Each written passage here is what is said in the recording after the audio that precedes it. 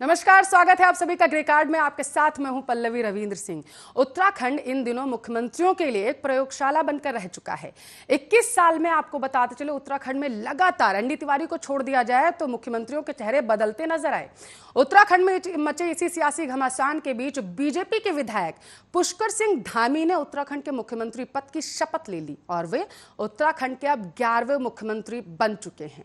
पर इसके साथ ही अफवाहों का पुलिंदा भी लगातार तैयार हो रहा। एक तरफ बीजेपी है जो कह रही है कि सब कुछ ठीक है, हमारे राज्य में कोई टेंशन नहीं है, लेकिन विपक्ष जो है वो लगातार चुटकी ले रहा है।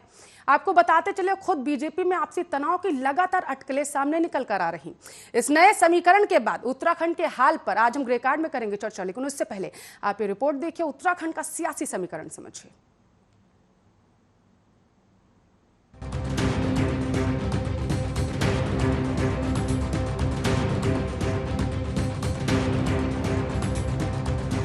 पहाड़ की बागडोर अब एक और नए मुख्यमंत्री संभालेंगे। देहरादून के खटीमा से 2 बार बीजेपी के विधायक रहे पुष्कर सिंह धामी ने उत्तराखंड के मुख्यमंत्री पद की शपथ ले ली है। धामी उत्तराखंड के 11वें मुख्यमंत्री बने हैं और राजभवन पर राज्यपाल बेबी रानी मौर्य ने उन्हें पद और गोपनीयता की शपथ दिलाई। पर ये सब जितना साधारण लग रहा है उतना है नहीं। धामी के शपथ ग्रहण से पहले ही बीजेपी में खटास की खबरें खूब निकलकर सामने आई। एक तरफ विपक्ष है जो बीजेपी की चुटकी ले रहा है और दूसरी तरफ बीजेपी में भी आपसी विवाद की खबरें आने लगी थी। पुष्कर सिंह धामी के शपथ से पहले उत्तराखंड में बीजेपी के कई विधायक नाराज बताए गए। बीजेपी के सीनियर नेता सतपाल महाराज से पुष्कर सिंह धामी ने शपथ ग्रहण से पहले खुद जाकर मुलाकात की तो पार्टी सांसद अजय भट्ट को भी विधायकों को मनाने की जिम्मेदारी सौंपी गई। अजय भट्ट ने कई विधायकों से बात की। वहीं राज्य के पूर्व मुख्यमंत्री बीसी खंडूरी समेत कई नेताओं से धामी ने मुलाकात की। अजय भट्ट से मुलाकात के बाद बिशन सिंह चुफाल ने कहा कि नाराजगी की खबरें बिल्कुल गलत हैं। शपथ ग्रहण समारोह से पहले यशपाल आर्या के घर भी बैठक हुई। इसमें बिशन सिंह चुफाल ने धन सिंह, यतीश्वरानंद और महेंद्र भट्ट शामिल हुए। हालांकि बीजेपी आपसी कलह की खबरों को नकारते हुए बीजेपी के नेता और विधायक एक दूसरे की लगातार तारीफों में कसीदे गढ़ रहे हैं। तो वहीं पुष्कर सिंह धामी ने भी सीएम चुने जाने के बाद से ही बीजेपी की तारीफों के पुल बांधना अब शुरू कर दिया। इन सब के बीच सवाल ये कि आखिर क्यों उत्तराखंड में बीजेपी को अपना मुख्यमंत्री का चेहरा बदलना पड़ा। 3 माह पहले भी सूबे का मुखिया बनने की दौड़ में शामिल रहे पुष्कर सिंह धामी तब आखिर क्यों चूक गए थे। आखिर 3 माह बाद भाजपा केंद्रीय नेतृत्व ने एक बार फिर परिवर्तन कर सत्ता उन्हें क्यों सौंप दी। हालांकि पार्टी ने तब भी तमाम कयासों को दरकिनार कर सांसद तीरथ सिंह रावत को सीएम का चेहरा घोषित कर सबको चौंका दिया था। इस बार भी चर्चा में रहने वाले सतपाल महाराज और हरक सिंह रावत जैसे वरिष्ठ जनों के नाम पर विचार करने की बजाय सूबे को अब तक के सबसे कम उम्र के मुख्यमंत्रियों के तौर पर पुष्कर सिंह धामी को कुर्सी सौंप दी गई। बेदाग छवि के धामी को उनके विधानसभा क्षेत्र में मजबूत जनाधार है। साथ ही वह पहाड़ की पीड़ और सीमांत की मुश्किलों को भी बखूबी समझते हैं। Bureau report, Arya news.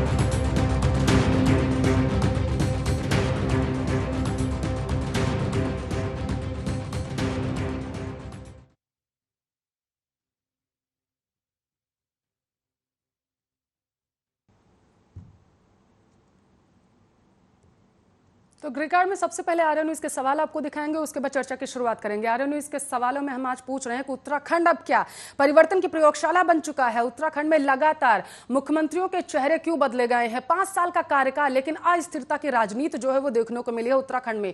विपक्ष का क्या बीजेपी ने खेल बिगाड़ दिया है? क्योंकि अगर देखा जाए मदन कौशिक तो ब्राह्मण क्षेत्रों में ज्यादा उनकी पकड़ है और अगर गौर करें पुष्कर सिंह धामी तो आपको बताते चले इनकी क्षत्रिय क्षेत्रों में ज्यादा पकड़ मानी जाती है। तो क्या विपक्ष का जो राजनीतिक समीकरण था वो पूरा बीजेपी ने यहाँ पर बिगाड़ के रख दिया है? आर्या न्यूज के सवालों में आज हम पूछ रहे हैं क्या सीएम बदलने से अब पहाड़ की किस्मत भी बदल जाएगी? क्योंकि कुमाऊं के बारे में बोला जाता था कि बीजेपी जो है लगातार उपेक्षा करती आई है, लेकिन जिस तरीके से अब पुष्कर सिंह धामी को उत्तराखंड का नया मुखिया बना दिया गया है, उत्तराखंड की जो कमान है वो पुष्कर सिंह धामी को सौंप दी गई है, तो क्या अब ये जो आरोप बीजेपी पर लगते थे क्या वो उनसे बीजेपी दूर हो पाएगी? सबसे बड़ा सवाल जो हम आज पूछ रहे हैं। और इसके साथ साथ धामी को पहले क्यों नहीं सौंपी गई है कमान, ये भी सबसे बड़ा सवाल है। अगर पुष्कर सिंह धामी को ही मुख्यमंत्री का चेहरा बनाना था और 2022 में जो चुनाव होने वाले हैं अगर धामी के चेहरे पर ही लड़े जाने थे तो सबसे बड़ा सवाल, पहले ही इनके नाम की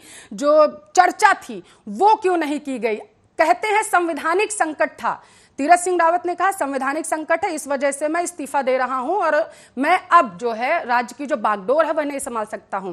बड़ा सवाल यह भी कि संवैधानिक संकट था या फिर राजनीतिक संकट था, क्योंकि अगर संवैधानिक संकट था तो देश की सबसे बड़ी पार्टी को क्या इस संकट के बारे में सबसे पहले ज्ञात नहीं होगा, या फिर ये राजनीतिक संकट है। क्योंकि लगातार अगर त्रिवेंद्र सिंह रावत की बात करें, तीरथ सिंह रावत को जब से कमान संभाली थी उन्होंने एक के बाद एक उनके बयानों की वजह से वो लगातार चर्चा में रहे थे, चाहे वो अब फटी जीन्स वाला बयान हो या फिर अमेरिका का गुलाम उन्होंने 200 साल के लिए भारत को बना दिया था। तो कई ऐसे बयान थे जिसमें घिरते हुए लगातार तीरथ सिंह रावत जो थे वो नजर आने लगे थे और विपक्ष जो था वो लगातार बीजेपी पर हमलावर होने लगा था। तो क्या वो जो खाई कहीं ना कहीं खोदने की कोशिश कर दी थी, शुरुआत कर दी थी तीरथ सिंह रावत ने, तो उसको पाटने की कोशिश अब क्या धामी के चेहरे पर बीजेपी करने जा रही है। ग्रे कार्ड में आज जो सवाल हम पूछ रहे हैं, आर्या न्यूज के सवाल आपके टेलीविजन स्क्रीन पर है, आगामी चुनाव में अब विपक्ष क्या फेल हो जाएगी, क्योंकि बड़ा जातीय समीकरण यहां पर साधने की कोशिश बीजेपी ने की है। तो आज हम आर्या न्यूज में ग्रे कार्ड में पूछ रहे हैं, आर्या न्यूज के सवालों में, कि उत्तराखंड में जो ये चेहरे में बदलाव हो गया, 5 साल का कार्यकाल था और 3 मुख्यमंत्रियों के जो चेहरे थे वो उत्तराखंड की जनता ने देख लिए हैं, वोट किसी और को दिया, सत्ता में कोई और आया और आगामी विधानसभा चुनाव से मात्र कुछ ही महीने पहले किसी और के चेहरे पर अब बीजेपी चुनाव लड़ने जा रही है। तो बड़ा सवाल ये भी कि आखिर बार बार मुख्यमंत्रियों के चेहरे उत्तराखंड में क्यों बदले जाते हैं। अगर एनडी तिवारी को छोड़ दिया जाए तो उसके बाद एक भी मुख्यमंत्री ऐसा नहीं रहा है जिसने उत्तराखंड में अपना 5 साल का पूरा कार्यकाल किया हो। तो महत्वपूर्ण सवाल यह भी कि अब क्या विपक्ष का खेल बीजेपी ने बिगाड़ दिया है या फिर विपक्ष को एक मौका मिल चुका है आगामी विधानसभा चुनाव में अपना पुरजोर जोर लगाने का, कि 3 चेहरे जो थे वो बीजेपी ने दिखा दिए हैं 5 साल में उत्तराखंड की जनता को। उत्तराखंड की जनता ने वोट बीजेपी को भले ही दिया था, लेकिन त्रिवेंद्र सिंह रावत मुखिया बनाए गए थे उत्तराखंड के, उसके बाद तीरथ सिंह रावत आ गए और अब उसके बाद लगातार एक के बाद एक चेहरे बदले गए और अब उत्तराखंड की कमान धामी के हाथों में। सुनील कौशिक वरिष्ठ पत्रकार हैं, हमारे साथ स्टूडियो से जुड़ चुके हैं, इसके साथ लाइव जुड़ चुके हैं। कांग्रेस प्रवक्ता है प्रतिमा सिंह है हमारे साथ और बीजेपी प्रवक्ता विनोद सोयाल हैं जुड़ चुके। बहुत बहुत स्वागत है आप सभी का आर्या न्यूज पर। सबसे पहले चर्चा की शुरुआत में सुनील कौशिक जी आपके साथ करना चाहूंगी, क्योंकि बड़ा राजनीतिक उलटफेर उत्तराखंड में देखने को मिला है। 5 साल में 3 चेहरे उत्तराखंड की जनता को आप कैसे देख रहे हैं? पल्लवी, जब जिस प्रदेश में किसी भी पार्टी की मैं बात करूं, जब नेतृत्व वहां का गुटों में बट जाए, चाहे वो कांग्रेस हो चाहे बीजेपी हो, तब यही हाल होता है। और ये कभी किसी ने परिकल्पना नहीं की थी कि 21 साल में 11 मुख्यमंत्री बदले जाएं, उस प्रदेश का हाल क्या होगा। और मैं बिल्कुल अपना व्यक्तिगत रूप से समीक्षा करूं तो वहां मुझे कोई ऐसा किसी भी पार्टी में नेता नहीं दिखता जो वास्तव में उत्तराखंड का भला चाहता हो। सिर्फ और सिर्फ लड़ाई झगड़े वहां अपनी कुर्सी पाने के लिए हैं। अपने गुट को किस तरीके से भारी भरकम तरीके से केंद्र के नेताओं के समक्ष प्रस्तुत किया जाए, ये वहां के नेताओं में होड़ रहती है। दूसरा, ये सारी चीजें देखते हैं वहां के नेता। कांग्रेस भी उसमें अछूती नहीं रही है। कांग्रेस ने भी मुख्यमंत्री बदले हैं, बीजेपी ने भी मुख्यमंत्री बदले हैं। तो इसमें आरोप प्रत्यारोप का नहीं है कि कांग्रेस ये कहे या बीजेपी कुछ और कहे, लेकिन कम से कम उन नेताओं को जिस अपेक्षा के साथ उस प्रदेश का गठन हुआ था, जिन आकांक्षाओं के साथ जनता ने इनको चुनाव में जिता करके भेजती है, क्या वास्तव में वो तो कम से कम ईमानदारी से ध्यान में रखना चाहिए कि आज हम सत्ता का संघर्ष करके और सत्ता के केंद्र बिंदु तक पहुंचे हैं, तो जनता ने हमसे क्या अपेक्षाएं की हैं, उन पर हम खरा कैसे उतरें। और आज ये तीसरा मुख्यमंत्री बीजेपी ने दिया है, चाहे त्रिवेंद्र सिंह रावत को हटा करके तीरथ सिंह रावत को बनाया हो। और त्रिवेंद्र सिंह रावत को जब हटाया गया तो मीडिया के सवालों पर सिर्फ एक ही जवाब उन्होंने दिया कि मुझे हटाने का कारण सिर्फ दिल्ली से जवाब मिलेगा इसका। तो सिर्फ और सिर्फ दिल्ली ही निर्णय करेगी। और तीरथ सिंह रावत की बात करें तो आप देखोगे 15-20 दिन पहले भी उन्होंने 4-5 दिन के लिए डेरा दिल्ली में डाला, फिर 3 दिन के लिए वो दिल्ली में रहे। आखिर में सारा कुछ निर्णय दिल्ली से ही होना है। तो वहां का प्रदेश के नेतृत्व का मतलब क्या रह जाता है?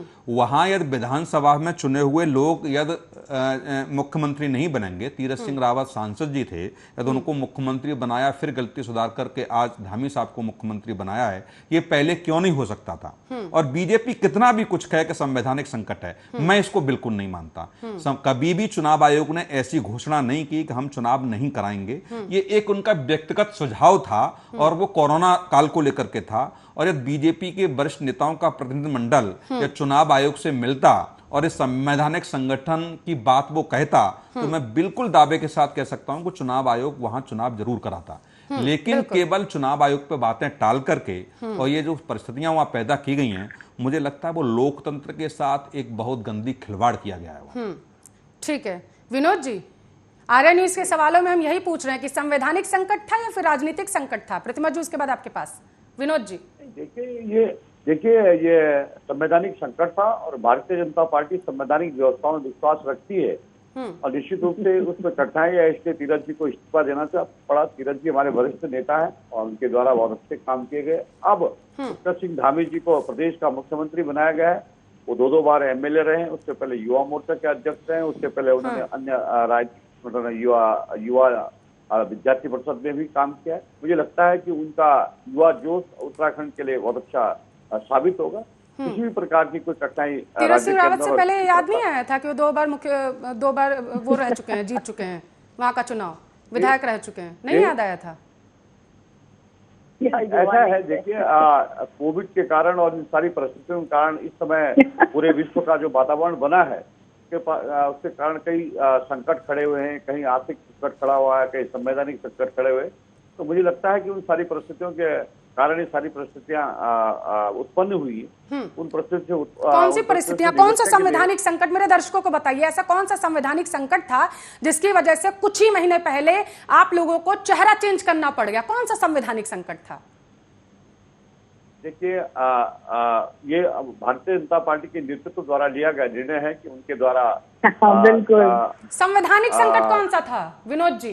संवैधानिक संकट तीरथ जी के समय में अभी जो आया वो संवैधानिक संकट था। उसमें कहा गया कि उन्हें चुनाव लड़ने के लिए चुनाव आयोग द्वारा अभी तक कोई भी घोषणा नहीं की गई थी। और मुझे लग रहा है तीरथ सिंह रावत ने यह कहा कि कोविड काल में वो नहीं चाहते हैं कि चुनाव हो क्योंकि जनता को परेशानी होगी। तो आप लोगों को पश्चिम बंगाल नहीं दिखा था, आप लोगों को पंचायत के चुनाव उत्तर प्रदेश के नहीं दिखे जो लगातार वहां पर चुनाव हुए, वो नहीं दिखे, वहां पर संवैधानिक संकट नहीं था। अगर मैं तीरथ सिंह रावत के बयान को गौर करूं, जैसा आप कह रहे हैं, अगर उसको गौर किया जाए तो जो उत्तर प्रदेश का चुनाव था वो राज्य निर्वाचन आयोग का चुनाव था, ये भारत निर्वाचन आयोग का पश्चिम बंगाल भी ले लीजिए ना, पश्चिम बंगाल भी ले लीजिए, संवैधानिक संकट था ना। आप कह रहे हैं जनता का कोविड का हवाला दिया है तीरथ सिंह रावत ने, कोविड का हवाला दिया था ना, संवैधानिक संकट इसी को कहा ना कि वो नहीं चाहते हैं। और पल्लवी जी एक सवाल पूछिए इनको कि उनके मुख्यमंत्री बनने के बाद एक चुनाव हुआ है, वहां पर उपचुनाव हुआ है?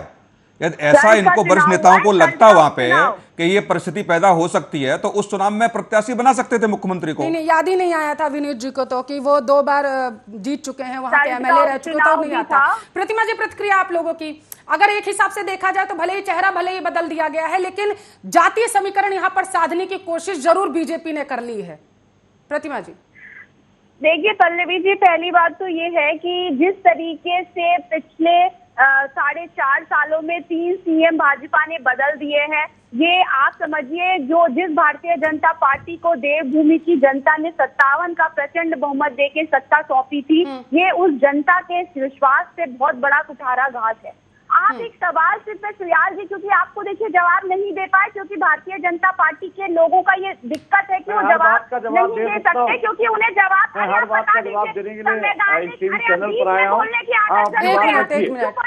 विनोद जी सुन रही थी प्रतिमा जी, आपको बड़ी देर में उनके पास गई हूँ मैं, उनको अपनी बात पूरी करने दीजिए। जी प्रतिमा जी बात पूरी करिए। कोई संवैधानिक संकट नहीं है, कोई भी संवैधानिक संकट नहीं है।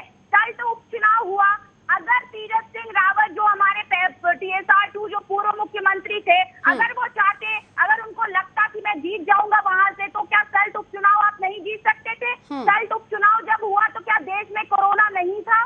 पश्चिम बंगाल चुनाव हुआ तो देश में कोरोना नहीं था? उत्तर प्रदेश में पंचायत चुनाव हुए, क्या देश में कोरोना नहीं था? 3200 से ज्यादा हमारे जो बेसिक शिक्षक थे उनकी डेथ हो गई उस कोरोना काल में, सिर्फ चुनाव की वजह से सुप्रीम कोर्ट ने तक लताड़ लगाई। वो क्या उस वक्त कोविड नहीं था? दिक्कत ये है पल्लवी जी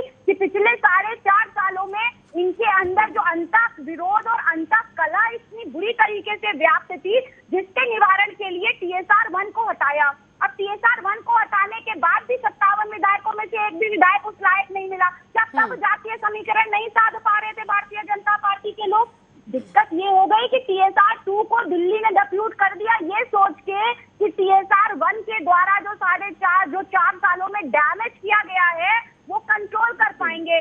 पर उन्होंने तो आते ही कहते हैं पूछ के पांव पालने में दिखते हैं। उन्होंने आते ही जिस तरीके से सिर्फ अपने आप को विश्व ख्याति दिलाने के काम में वो लग गए, इससे जो आपका समझिए दाव जो था इनका आला कमान का, वो दाव उल्टा पड़ गया। इसलिए आनंद फानन में अचानक आपने संवैधानिक, और आपको मैं एक बात बताऊं, जिस दिन उन्होंने इस्तीफा दिया है उसके 3 दिन पहले का उनका स्टेटमेंट सुनिए। उन्होंने खुद कहा है कि चाहे कुछ भी हो जाए मैं गंगोत्री का उपचुनाव लड़के रहूंगा। तो क्या उस वक्त उनको नहीं पता था कि संवैधानिक संकट है? उस वक्त उनको नहीं पता था कि कोविड सेकंड वेव अभी से उगड़े नहीं है हम, और थर्ड वेव हमें अप्रोच कर रही है? ठीक है विनोद जी, जवाब दीजिए। नहीं है, ये सिर्फ अंता कला है इनकी और अंता विरोध है। ऐसा देखिए विनोद जी, जवाब दीजिए।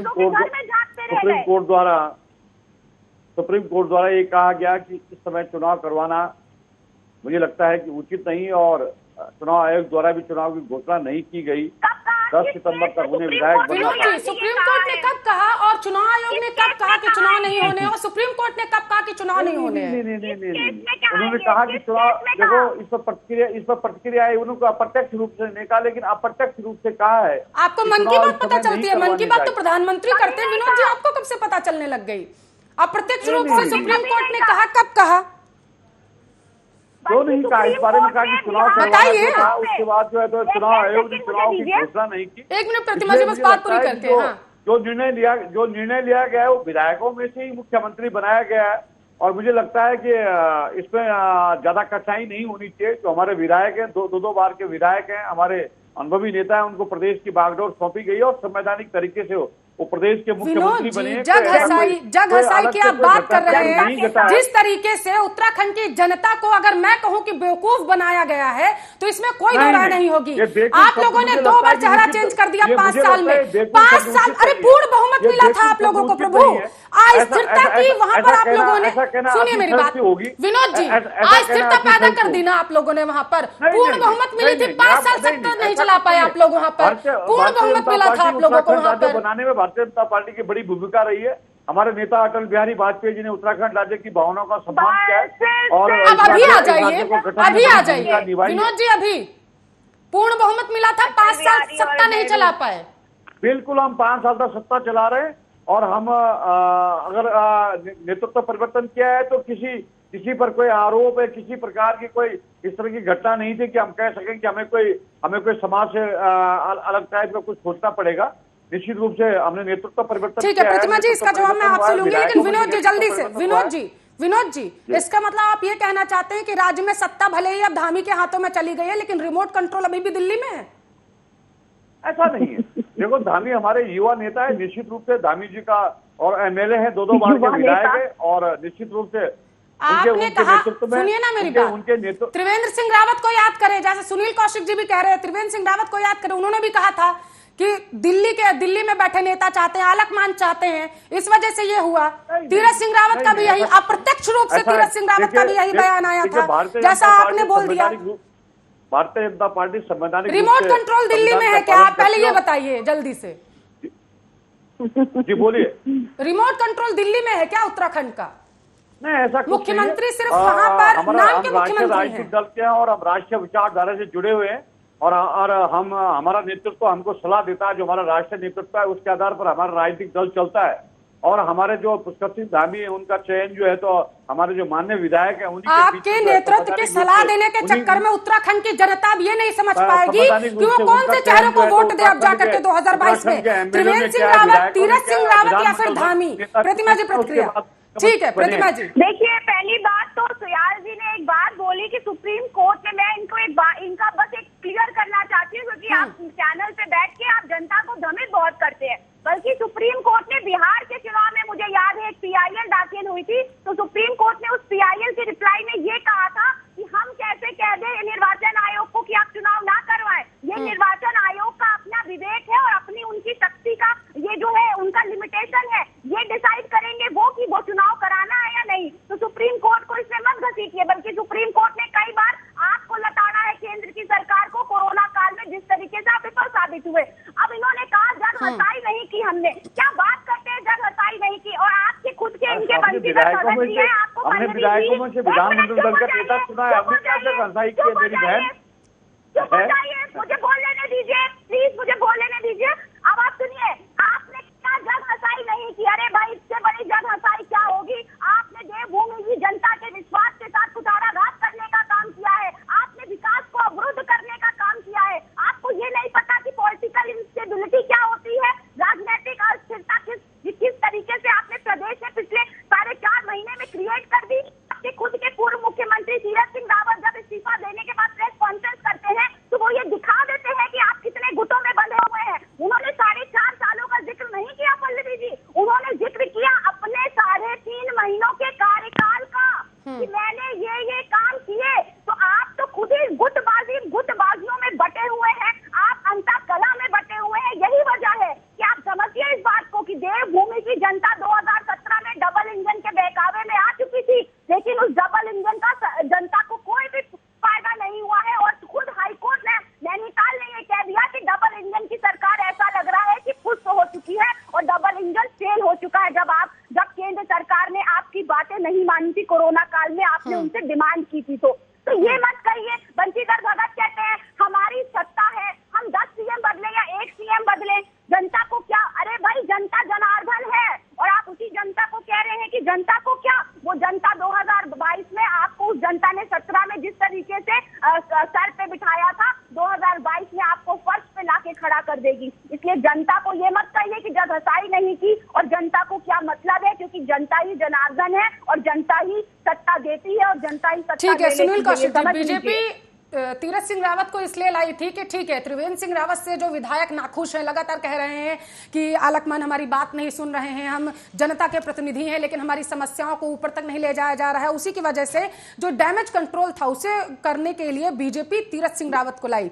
लेकिन मुख्यमंत्री बनते जिस तरीके के बड़े बड़े बयान तीरथ सिंह रावत ने दिए, एक से बढ़ के एक बयान दिए, अब वहां भी डैमेज कंट्रोल हो गया। अब बीजेपी उसे कंट्रोल करने के चक्कर में धामी को ले आई है, लेकिन बड़ी जिम्मेदारियां यहां पर आ जाएंगी 2022 में।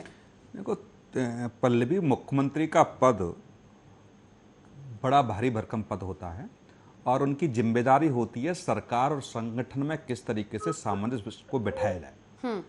और तीरथ सिंह रावत जी को जब मुख्यमंत्री बनाया था तब सारे बीजेपी के नेता बड़ी बड़ी तारीफ कर रहे थे। आप ये बताइए, जिन्होंने इलेक्शन 2012 में विधायक का लड़ा और जीते और 2017 में विधायक का दोबारा टिकट उनको नहीं दिया गया, तो जब उनको दोबारा टिकट 2017 में नहीं दिया गया तो ये बीजेपी को समझ जाना चाहिए था कि कहीं न कहीं ऐसी परिस्थितियां रही हैं कि विधायक के लिए जो पैमाने हैं उस पर वो खरे नहीं उतरे। 2002 में जब वो शिक्षा मंत्री बने तो ऐसी कौन सी उनकी योजनाएं हैं जो उत्तराखंड में कह सकते थे कि शिक्षा मंत्री के रहते हुए इन्होंने बहुत बड़ा काम किया।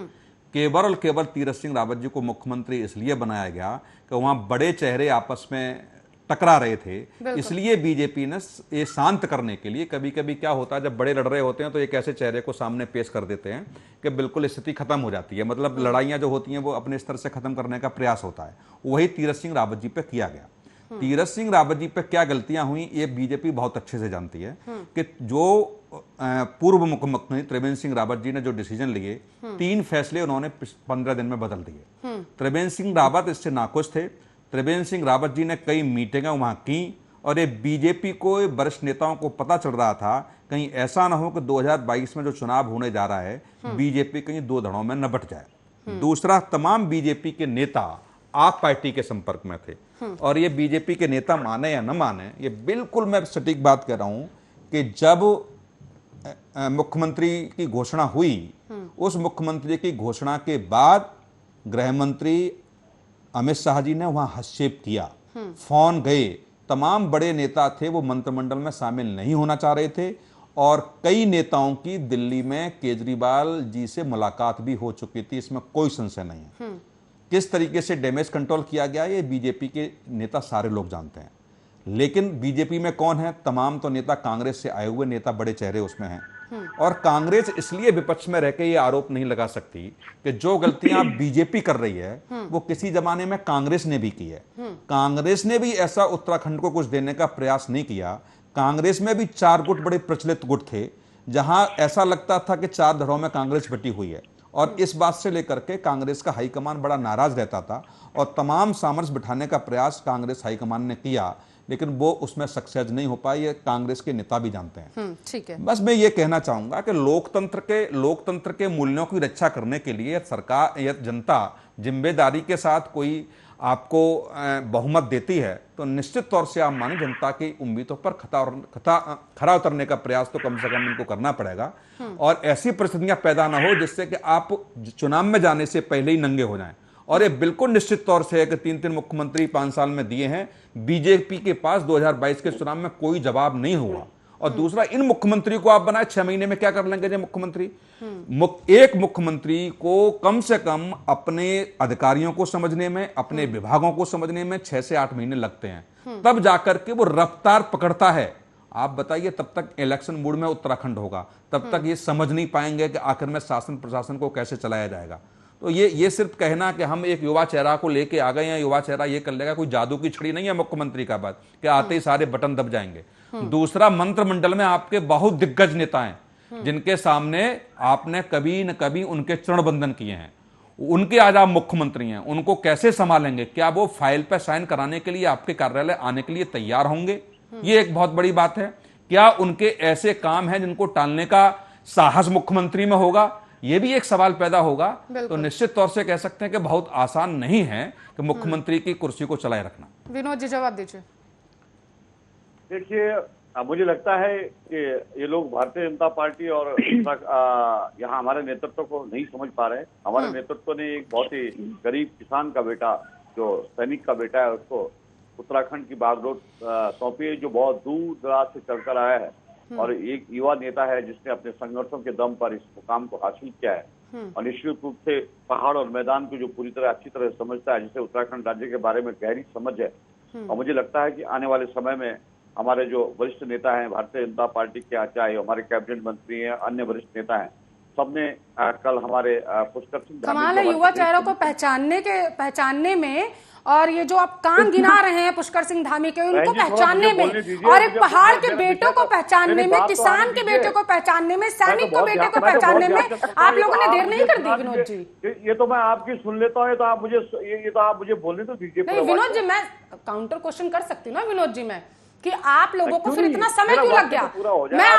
मैं आपकी बात से अगर सहमत भी हो जाऊं कि आप एक सैनिक को बेटे को लेकर के आए हैं, पहाड़ के बेटे को लेकर के आए हैं, वो धरातल की चीजों को समझते हैं, आपको समझने में लेट नहीं हो गया आपको लगता है पहाड़ के बेटे को? देखिए ऐसा है, हमने कोई पाप नहीं किया है, हमने कोई ऐसा काम नहीं किया है कि हमें जो हमको जनादेश उत्तराखंड की जनता दिया हो, हमने उसका कोई अपमान किया होगा। हमने नेतृत्व परिवर्तन किया है, तो जन्य था, वो समय के अनुसार था, और उसमें किसी भी नेता पर किसी भी तरह का कोई आरोप नहीं था, चाहे वो तीरथ जी रहे हो, चाहे त्रिवेंद्र जी रहे हो, और हमारे पुष्कर धामी जी नेता हमारे मुख्यमंत्री बने, तो हमने किसी भी प्रकार के कोई इस तरह का काम नहीं किया है जो कि हमको लज्जित करने वाली हमारी कोई बात हो। कांग्रेस के मित्रों से और आप आम आदमी के पार्टी के शायद नेता जुड़े हुए हैं, कौन है मुझे नहीं लगता अभी जुड़ेंगे नहीं, लेकिन मेरी बहन अभी कांग्रेस पार्टी की नेता बड़ी खुश हो रही थी, लेकिन मैं उनसे कहना चाहता हूं कि उन्हें याद करना चाहिए उस समय का समय, जब जो है तो हरीश रावत जी टीवी चैनलों पर कह रहे थे कि 5-5 करोड़ रुपए ले लो, उत्तराखंड को लूट लो, जो मर्जी मैं आंखें बंद कर दूंगा। ऐसा कोई काम भारतीय जनता पार्टी के नेता ने नहीं किया है, हमने नेतृत्व परिवर्तन किया, वो अलग विषय हो सकता है जी। नहीं, और आपने ये कहा, मेरी बात सुन लीजिए, आपने ये कहा कि अब मेरा ये कहना है कि अब ये जो है हमें जो है तो हमें ठीक है विनोद जी सुन लेते हैं। देखिए प्रतिमा जी इंतजार कर रही थी, प्रतिमा जी प्रतिक्रिया। प्रतिमा जी, सुयार जी, आपको जनता सुन रही है, और आपने जो ये बड़ी बेशर्मी से नहीं, मैं थोड़ी कह रहा हूँ, ये टीवी चैनलों पर चला है, ये टीवी चैनलों में दिखाया कि 5 करोड़ रुपया ले लो, बाकी उत्तराखंड को जितना लूटता है उतना लूट। तो मैं नहीं कह रहा हूँ, तीरथ सिंह रावत पहाड़ के बेटे नहीं थे क्या? त्रिवेंद्र सिंह रावत पहाड़ के बेटे नहीं थे क्या? तीरथ सिंह जी और त्रिवेंद्र सिंह जी को पहाड़ और जो है जमीन का जो एक हमने ऐसा कोई काम नहीं किया, हमने केवल नेतृत्व परिवर्तन किया हो, लेकिन हमने ऐसे कलुषित काम नहीं किए हैं। जिस तरह कांग्रेस पार्टी भी के हैं, खरीद फरोख्त से लेकर अपने वरिष्ठ नेताओं का जिस तरह से अपने अपनी पार्टी से निकालने का जिस तरह का काम कांग्रेस पार्टी ने किया है, और कांग्रेस पार्टी कोई आज से नहीं है सत्ता में। कांग्रेस आजादी की बात उत्तराखंड राज्य का भूभाग है, पहले उत्तराखंड के अंदर ही, और मुझे लगता है कि कांग्रेस पार्टी को बहुत सारे जवाब देने होंगे। नारायण दत्त तिवारी जी के कारनामे सबके सामने, हरीश रावत जी के कारनामे सबके सामने, 10 सालों तक मुख्यमंत्री रहे। इससे पहले वीर बहादुर सिंह जी के कारनामे सबके सामने, उससे पहले अन्य और कभी भी कांग्रेस पार्टी ने ये नहीं कहा कि हम उत्तराखंड राज्य को बनाएंगे। उन्होंने यही कहा उत्तराखंड हमारी लाश पर बने हैं। उनके वरिष्ठ नेताओं ने कहा भारतीय जनता पार्टी ने उत्तराखंड राज्य बनाने का काम किया। इससे मेरा अनुरोध है कि भारतीय जनता पार्टी के जो युवा नेता है, धामी के नेता हमारे मुख्यमंत्री बने, निश्चित रूप से उत्तराखंड के विकास के लिए उनके पास व्यापक कार्य योजना कर उनकी कैबिनेट में जिस तरह से उन्होंने युवाओं में रोजगार के मार्ग प्रशस्त करने का जो काम किया, वो एक मील का पत्थर साबित होगा। इसलिए मेरा प्रतिभा बहन से अनुरोध है कि वो अपने घर को पहले संभाले, पहले अपना नेता पद पर चुन ले। 10 विधायकों में जो नेता पद पर नहीं चुन पाए आज तक, जो है हमें जो है तो उसका पाठ पढ़ा रही है, क्या कहते हैं उसका नाम, और इसलिए उनको पहले अपना नेता पद पर के नाम तो बता दें जनता को कि इनका नेता पद पर कौन है। और इस तरह से 6 महीने भी पुष्कर धामी जी पूरे नहीं कर पाएंगे, क्योंकि जैसे ही जिस तरीके से कल उनके ऐसा है, पुष्कर धामी 6 महीने के लिए, पुष्कर धामी 6 वर्ष के लिए मुख्यमंत्री बने, और निश्चित रूप से आने वाला जो समय हो भारतीय जनता पार्टी का ही समय होगा, और भारतीय जनता पार्टी पुनः जो है उत्तराखंड राज्य के अंदर जनादेश प्राप्त करेगी।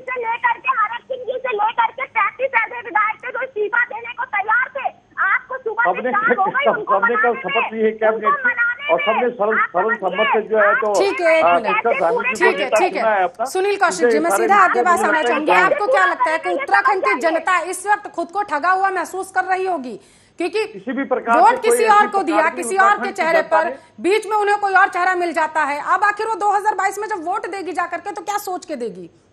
नहीं, बिल्कुल ठगा महसूस कर रही है। और ये तमाम प्रदेशों से, उत्तर प्रदेश में भी आपने सारा कुछ देखा, अभी हाल क्या हुआ था, मुख्यमंत्री को हटाने के कैसे प्रयास हुए, मुख्यमंत्री को किस तरीके से दिल्ली तलब किया गया। एक दिल्ली में गुजरात रिमोट कंट्रोल बना हुआ है। गुजरात की जो टीम है वो अपने हिसाब से पूरे देश को चलाना चाहती है, पूरी बीजेपी को वही चलाना चाहती है, ये सब जानते हैं।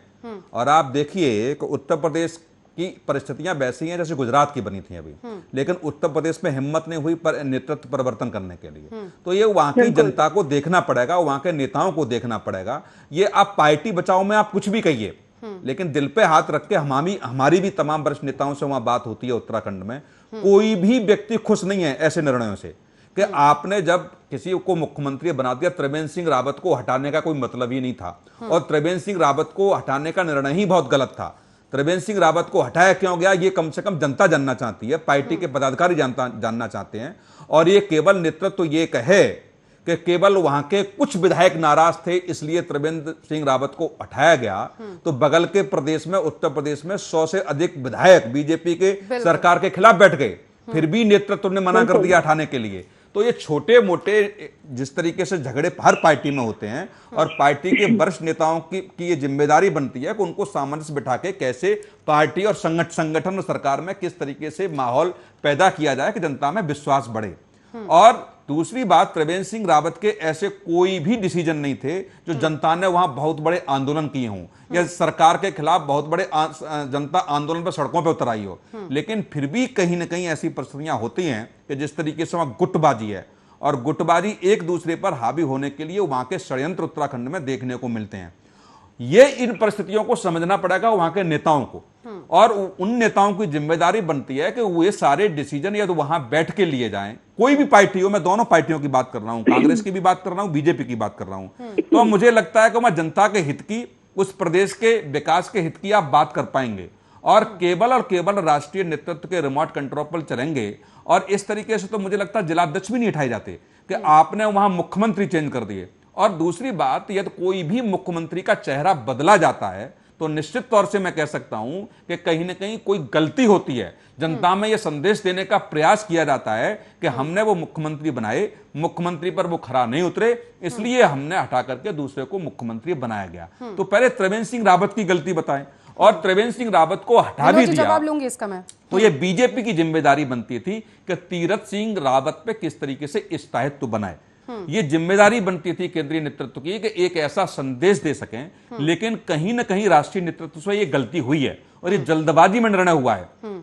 तीरथ सिंह रावत जाते हैं, कौन से नेता से वहां नहीं मिलते, किस नेता से यहां पर्चा होती है। तीरथ सिंह रावत से मेरी मुलाकात हुई, तीरथ सिंह रावत खुद तय नहीं कर पा रहे थे मुझे क्यों उठाया जा रहा है, ये केवल संवैधानिक संकट की बात करते हैं। तीरथ सिंह रावत के चेहरे को आप देखिए, उनके मन की बात को देखिए कि वास्तव में वो कहते हैं इस बात को लेकर के, मुझे चैनल पर नहीं कहने पाइए कि ये उनकी बहुत बड़ी बेइज्जती है कि मुझे मुख्यमंत्री बना करके हटाना। आखिर में मेरी गलती तो बताएं, गलती क्या है। दूसरी बात, यदि कोई मुख्यमंत्री बनता है तो कम से कम उसको अधिकार दिए जाते हैं कि वो प्रशासनिक फेरबदल करे, अपने हिसाब से वो निर्णय कर पाए, कौन से जनता के हित में निर्णय लेंगे। कि जब कोई पहला मुख्यमंत्री होता है वो अपने हिसाब से अपने अधिकारियों को अपने कार्यालय में तैनात करता है, उसी हिसाब से वो प्रदेश का नेतृत्व करता है। आप बताइए, एक ऐसा मुख्यमंत्री जो विधानसभा की एक कार्रवाई में भाग नहीं ले पाया, विधानसभा का जिसने मुंह नहीं देखा जा करके, ऐसे मुख्यमंत्री को आपने हटा दिया जो एक निर्णय जनता के हित में न ले सका।